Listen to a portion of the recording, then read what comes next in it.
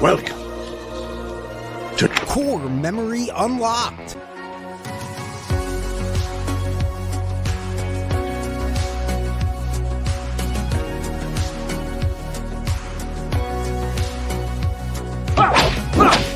Hello?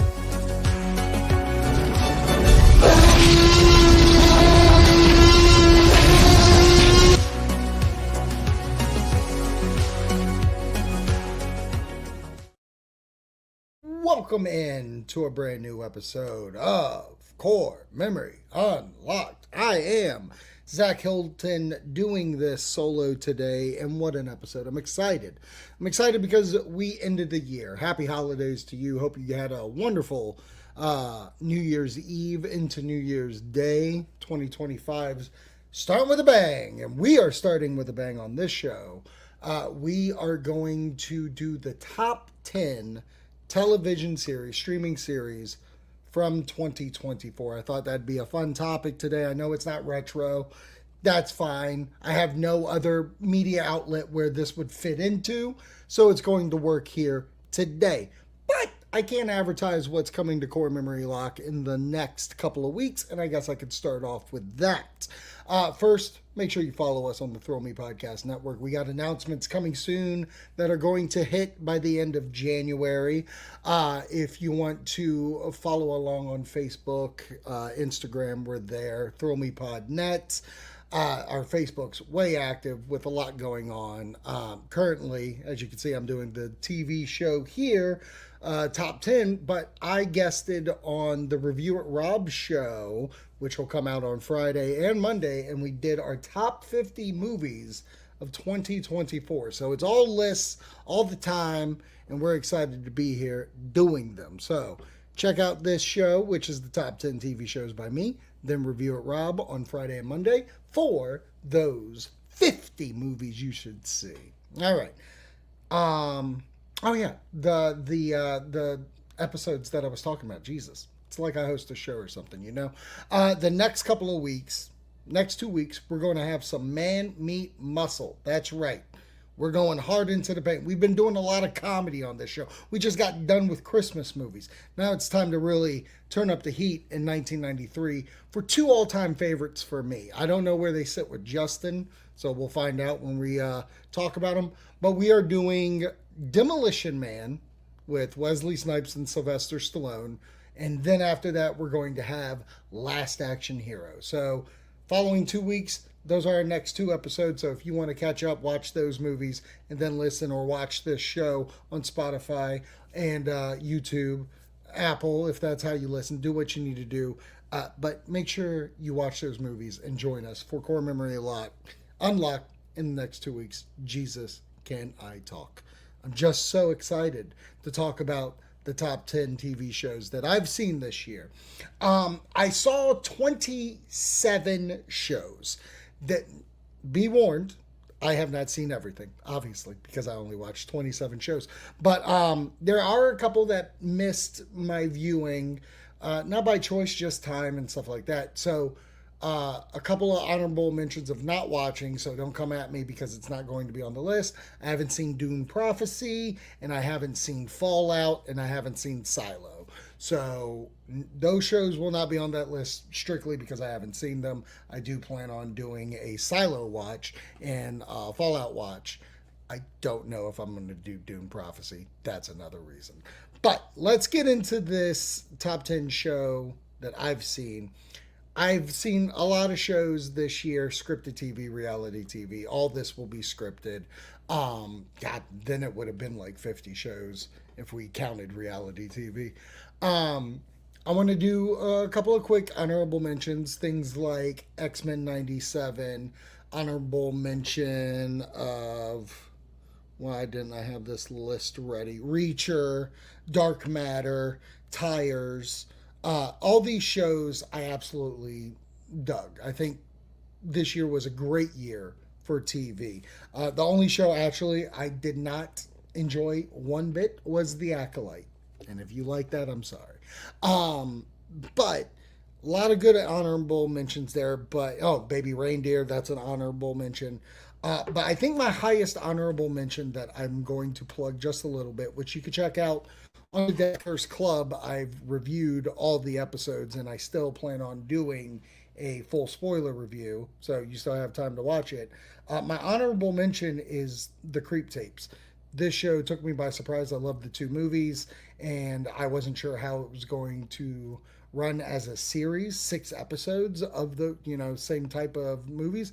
They're wonderful. I can't even express how much I enjoyed each episode, and I felt like each episode got better and better as we went on. So that's my honorable mention. Let's get into the nitty gritty. At number 10, at number 10, I have The Bear season 3. I enjoyed The Bear season 3. There did seem like there was something missing.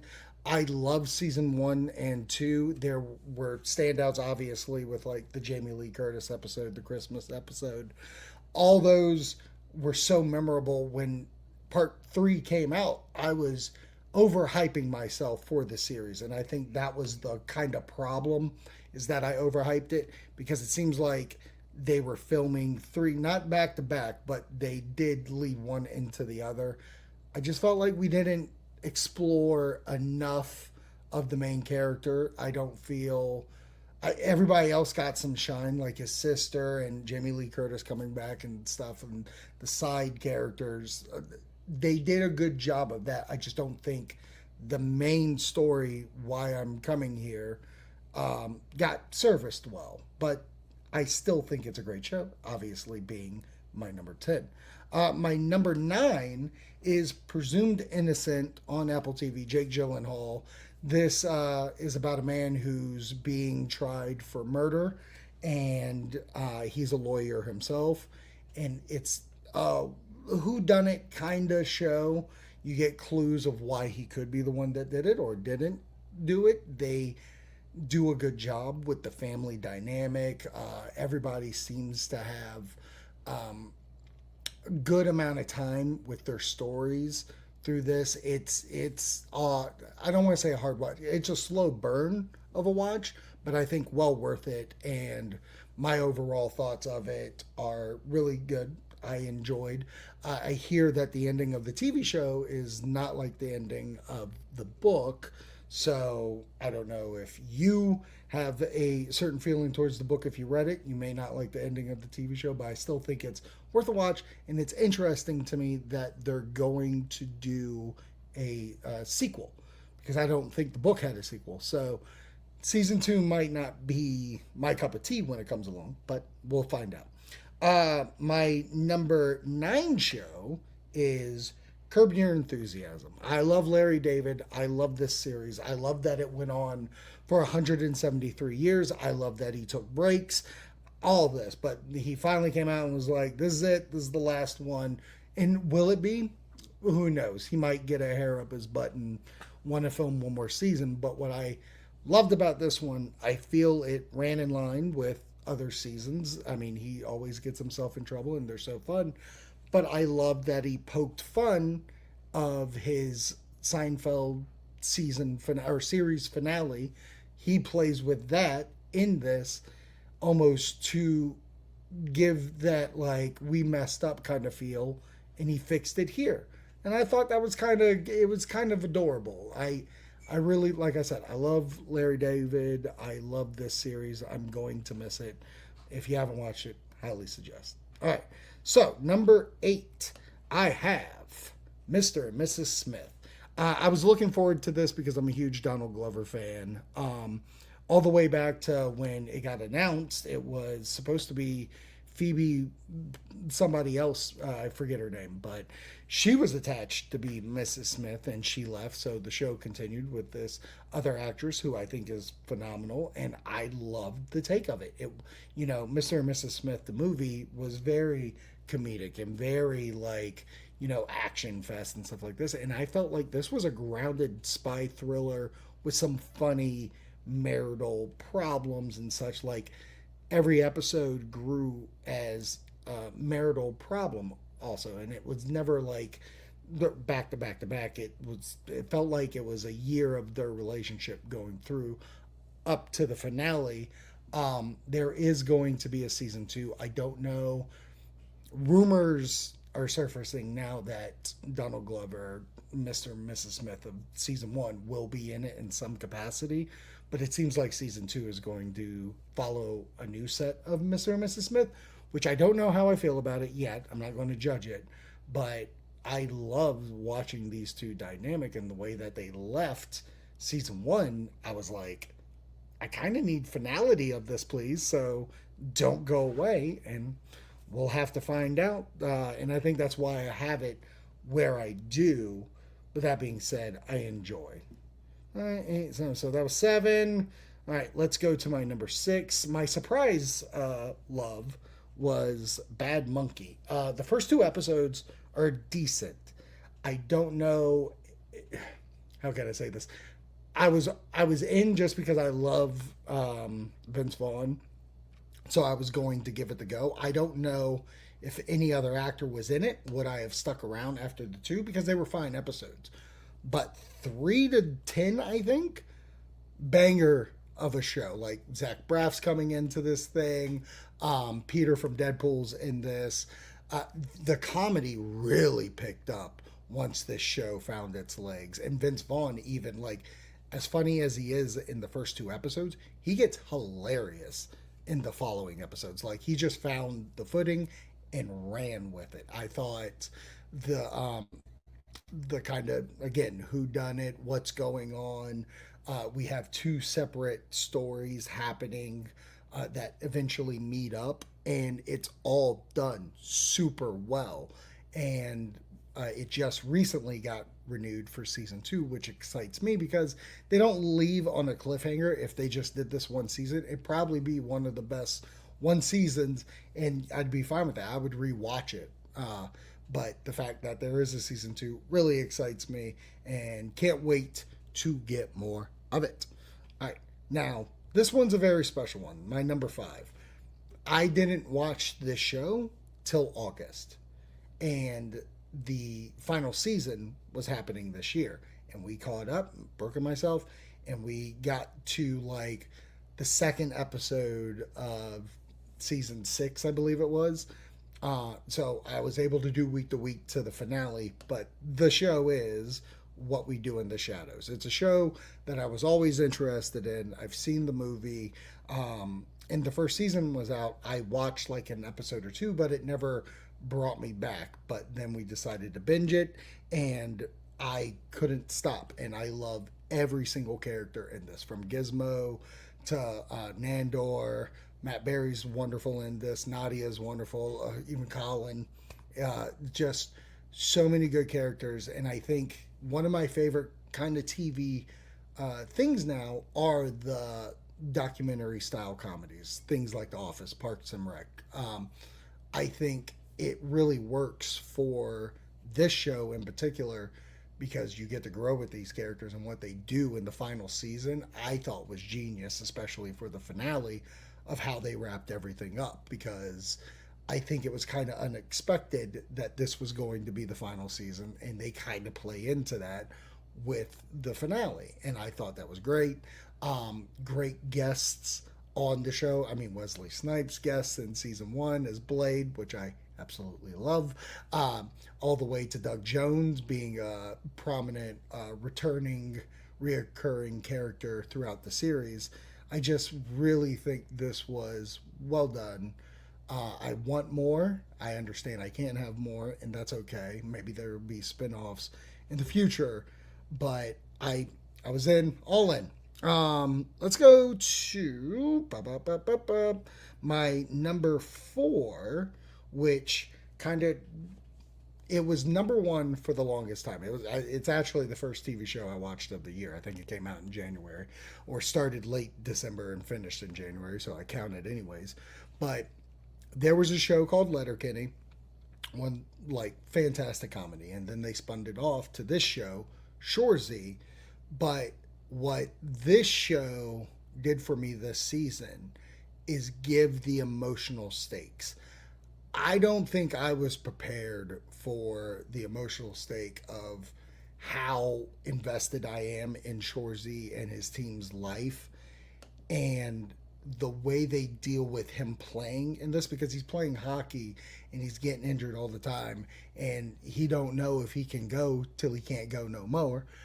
And the way they do this brought a tear to my eye. And the way the finale goes, where it's like this was part one finale. I don't know if that means there's only two parts or if they're going to do three parts, but I was just so encapsulated by the end of this season. It's one of my favorite sports seasons, show, movie, whatever. It's one of my favorite sports things I've ever seen done in a medium like television or movies. So if you haven't gotten on board to that show, I don't even think you need to watch Letterkenny to get into this. It's a fantastic show, and it also has a video game coming out very soon. I'm stupid excited for that. All right, now my number three. We're in the top three. This one I never watched a trailer to. It popped up on Netflix one day, and I was like, I'm gonna give it a shot. And it is Nobody Wants This, starring Kristen Bell and Adam Brody, and it's about her being a podcaster and Adam Brody being a rabbi. I mean, I had nothing going into it, like no skin in the game.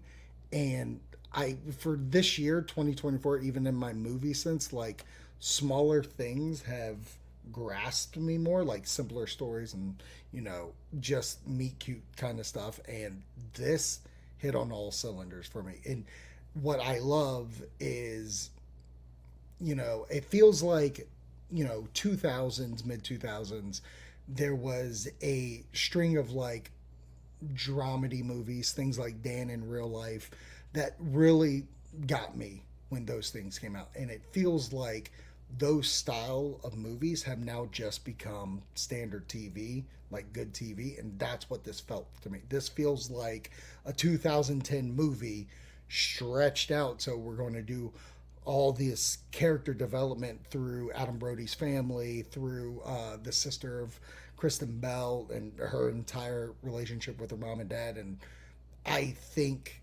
this is one of those shows that I had no idea what I was getting into, and it ends up being one of my favorite things. The music in it is stellar. One song that plays twice. Usually I don't like it when something will play the same song twice if it's not like an orchestrated thing, but it's a in credit song for two of the eps, and I was like, perfect, nailed it, put it on the playlist. I can't vouch for this show more, but I highly suggest, so watch it. All right, my number two is going to be Shrinking, season 2. This show started off great, and what's kind of funny is because I knew it was coming to an end, like for the season, but like I was already getting ready of where I would place it. And what's fucking crazy is that I had it at like number 9, and then it moved to number 5, then 3, and almost became my favorite show of the year because of the way it leads up to the final scenes of the season, which is a tear jerker. That entire episode, the entire season deals with Harrison Ford getting Parkinson, Abby and her love relationship with her Derek, and then Derek and what he's going through with his wife, the kids. I mean, so much is thrown at you through this show. You would think it's like, there's no way I'm going to keep up with all of this. And you can. And it's great. It is fantastic. Not to mention the shit Jason Segel's going through with the addition of Brett Goldstein coming into the show.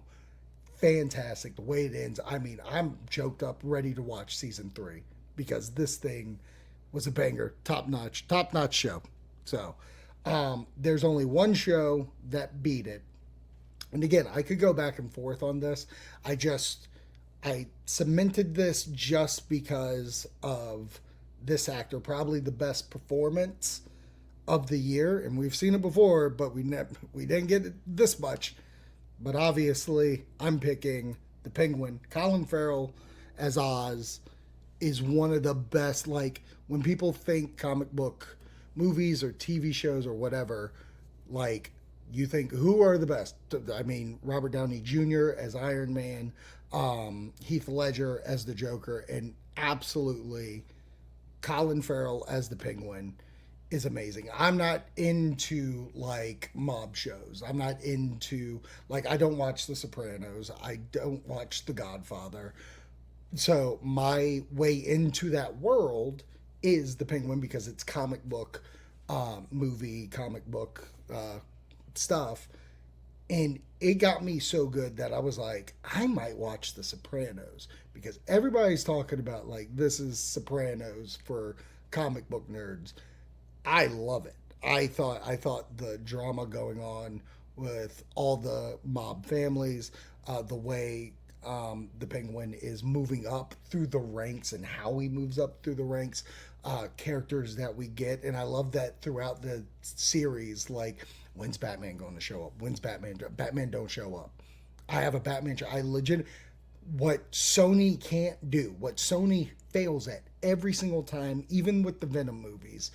Even though I guess Spider-Man did cameo in the one, but that being said, um, I had a Batman show without the Batman, and it worked. Like Matt Reeves's world, like I know it's a different showrunner, and she did phenomenal with the show, but like when I think the Batman and the Penguin, so far we're running on full cylinders of one of the like greatest dramas being told from a comic book aspect in my eyes.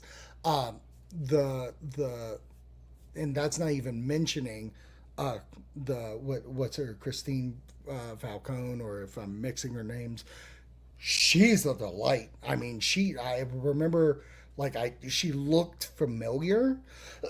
She looked familiar um because she was the girl with the umbrella in How I Met Your Mother, and that's how I knew her.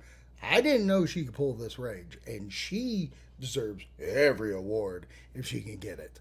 Uh, Everyone in this is great. John Turturro didn't return for this. Mark Strong took over the role, which I thought he did a great job. It wasn't like it didn't take me out that the father was played by somebody else, and he was a little younger, so it kind of made sense. But for me, the Penguin top tier show. Um, just to recap, honorable mention, the Creep Tapes, then The Bear, then Presumed Innocent, then Curb Your Enthusiasm, Mr. and Mrs. Smith, Bad Monkey, What We Do in the Shadows, Shorzy, Nobody Wants This, Shrinking, and then my number one, The Penguin. What are your favorite shows of the year? Let me know in the comments. Spotify has comments if you're listening or watching this there. Leave a comment, please. Make sure you like this video if it's on YouTube. Comment on this video if it's on YouTube. And subscribe to everything and all things that this is coming out on. Thank you for watching. We will catch you next week when we cover Demolition Man. Oh, I'm so excited. Happy New Year's, everyone.